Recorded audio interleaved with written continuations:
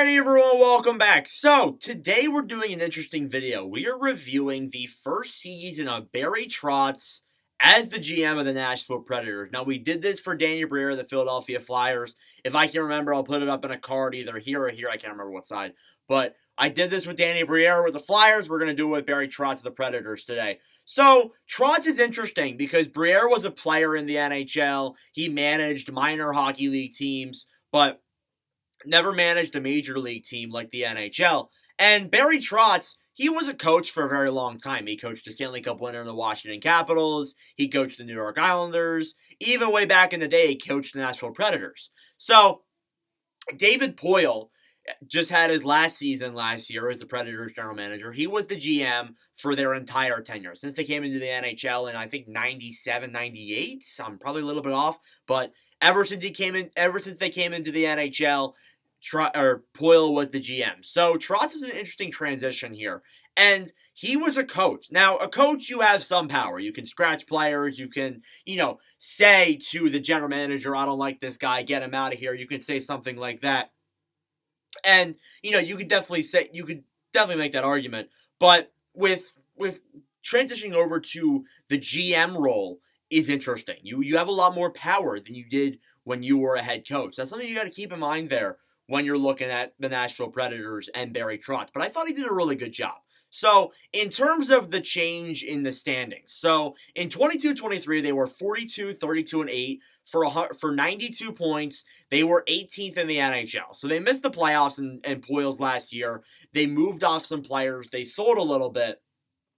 But as it goes for Trotz, they had a 5-point improvement and a 7-position rise in the overall standings. They went 47, 30, and 5 for 99 points. They were 11th in the NHL this past year. They would play in the first round against the Vancouver Canucks. They put up a good effort, but they lost in 6 games, unfortunately.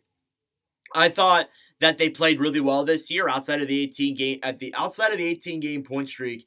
They were okay. But I feel like the 18-game point streak really bolstered them into this spot of them being in a first-round exit. So I don't really know what to think about that, but I feel like overall they had a really good season and a better improvement than they had in the last year. So it all starts with what he did in the offseason. He hired Andrew Brunette as the new head coach of this team.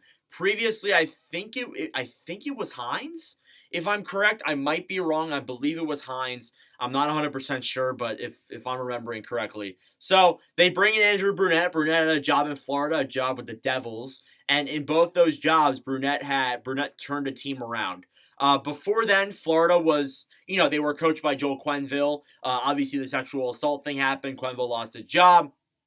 And Brunette came in, coached that team to the second round. Then Brunette gets hired as an assistant by the Devils, and then he really helps improve that team as well. And then they eventually move on and turn into a second round exit. And then when he leaves to go to Nashville, they kind of fall off a cliff and miss the playoffs. So do those two correlate? You can make the argument. But I think Brunette, above all, has been a really solid coach and has done a lot for this Predators roster in this overall season, did a lot of work.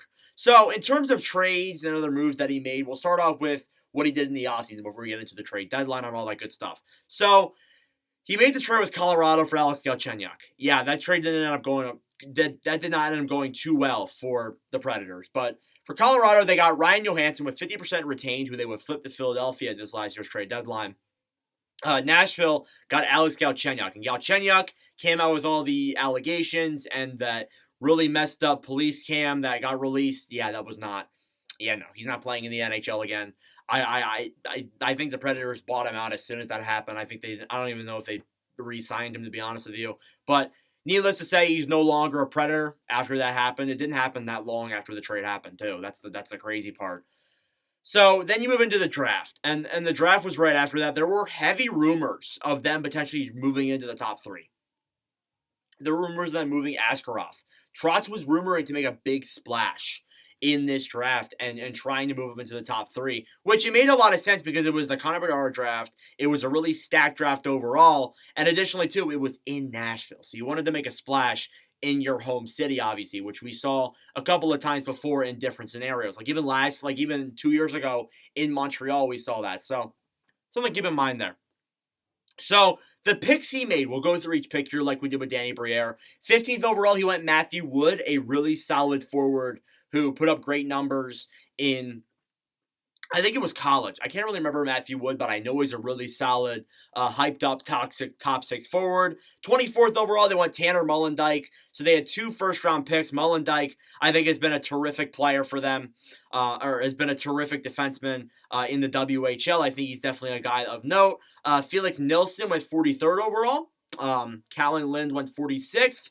They took Jesse Kiskinen at 68th. Dylan McKinnon at 83rd. I believe that is McKinnon's brother, if you're wondering. I believe that is Nathan McKinnon's brother. Joey Willis at 111th overall. Juha Jakola at 121st. Sutter Muzadi at 143rd. Austin Rowitz, 175th. They signed him to an ELC earlier this season. And then they also drafted Aiden Fink at 218th overall. So they had a lot of draft capital in the 2023 draft, and Barry Trotz did a good job of drafting some solid Predators depth overall. Now, I will get more into these players in the prospect pool overview, but regardless, you guys have to stay tuned for that later on in the summer. So, in terms of signings, I feel like you got to go with signings first. He made a lot of good signings in this press free agency class, and originally, a lot of them didn't make sense. Like, you look at some of these signings, like Gustav Nyquist, 2 years, 3.185. It didn't make a lot of sense because you move out Johansson, you buy out Matt Duchene, which, by the way, they did that as well. It didn't make a lot of sense for them to go out and get Gustav Nyquist on a contract like that. You're basically moving out. You're moving out Duchene, you're moving out Johansson for guys that are worse, is what it looked like. But then Nyquist really proved himself this season, put up, I think, a 50-point year or a 60-point year. Had a spectacular season with the Predators. Then they signed Luke Shen, a 3-year, 2.75. I wasn't bashing that. I really liked that signing. I honestly think that Shen's probably the best defensive defenseman in the entire NHL. That is kind of what I believe right now. He's one of the best. Maybe not if the best, but he's one of the best for sure. Cody Glass to a 2-year, 2.5. I think under Trotz, Glass has gotten a lot better in Nashville. He was kind of looked at as a bust the years before in Vegas, but he's definitely become way better since coming over to the Nashville Predators. I think he's become kind of the guy that he's really expected to be. And then Alex Carrier, we'll go with him. Alex Carrier, a 1-year, 2.5. Not a bad contract there.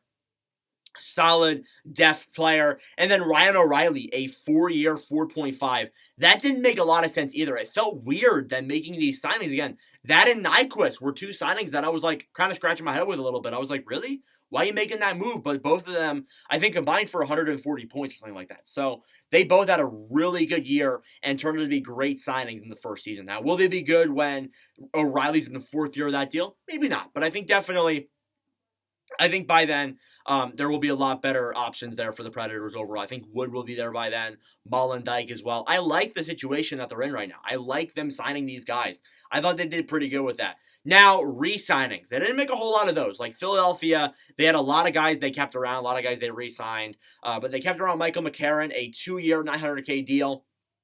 I didn't think McCarron was bad this year. I thought he played an NHL regular shift. Tommy Novak, a 3-year, 3.5. I like Novak a lot. I think Novak's a great third-line forward, a guy who can score you some goals, get some grit in there. I like Novak a lot.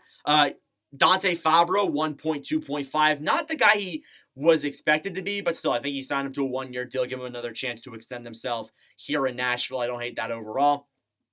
And then Mark Jankowski, a 2-year, $800K deal. I thought Jankowski had himself another good season here too.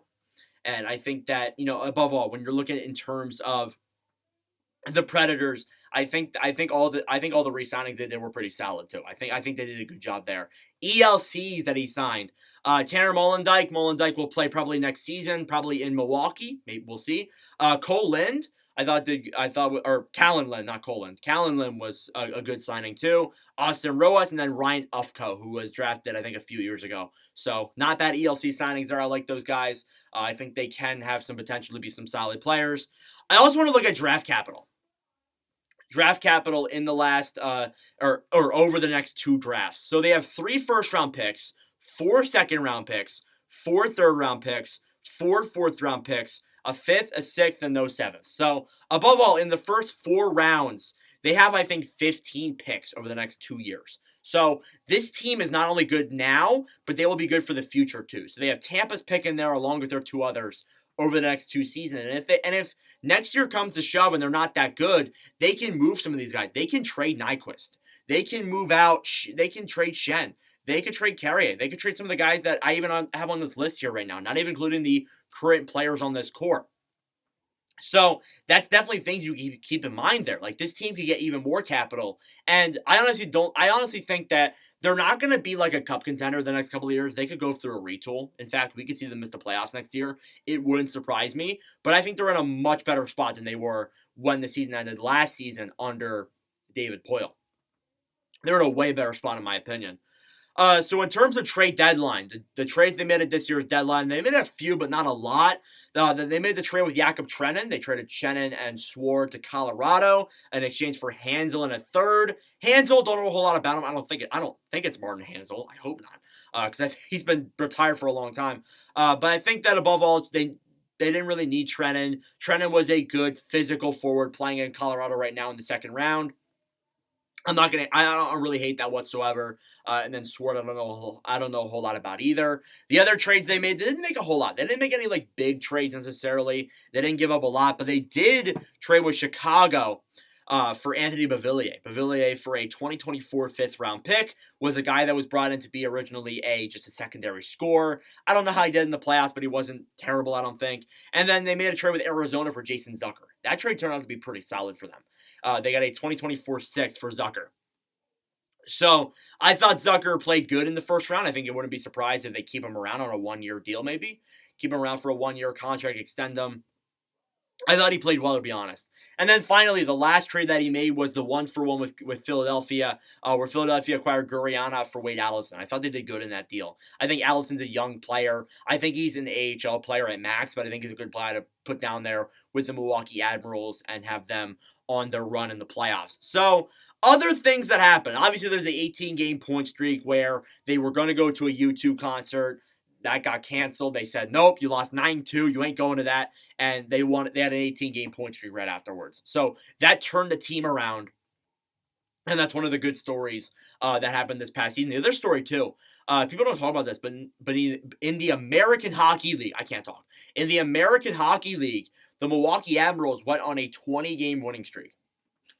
Yeah, a 20-game winning streak. I don't know if it was exactly 20 games, but it was around 20 games. So they had a really impressive winning streak there, which you don't see often. You don't see teams go on streaks like that often. So it's impressive to see that they're in the American Hockey League, and I made some videos on it during the season. So I think that's something you got to keep in mind there. So above all, the depth got better under Trotz. The team got better under Trotz. The prospect pool got better under Trotz. I like a lot of the things Trotz did. Overall, for a grade, I give him an A+. I think he did a really good job. And I think that, I don't know if he turned this team around, but I feel like the future's a lot brighter under Barry Trotz. Now, are they going to be good next year? Maybe not. Are they going to be a playoff team next year? Maybe not. But the future and the potential is 100% there. You got guys like Evangelos that looked good this year. You got guys like Novak, Parsonen, LaHaru down below. You got Askarov. So I feel like above all, Trotz has done a very good job. And whether, they trade Saros this offseason, we'll have an argument for that. That's definitely a thing that he's going to have to be at a crossroads at this offseason. That's definitely something that could be addressed. But right now, I'd say he's done a really good job above all with constructing this overall team for the Predators. But regardless, let me know your thoughts in the comment section down below. Thank you all for watching. If you enjoyed, make sure to like, subscribe down below. I really appreciate it. What is your grade on Barry Trotz? How do you guys think he did in his first year as Predators GM? But anyways, thank you all for watching, and I'll see you guys in the next video. Adios.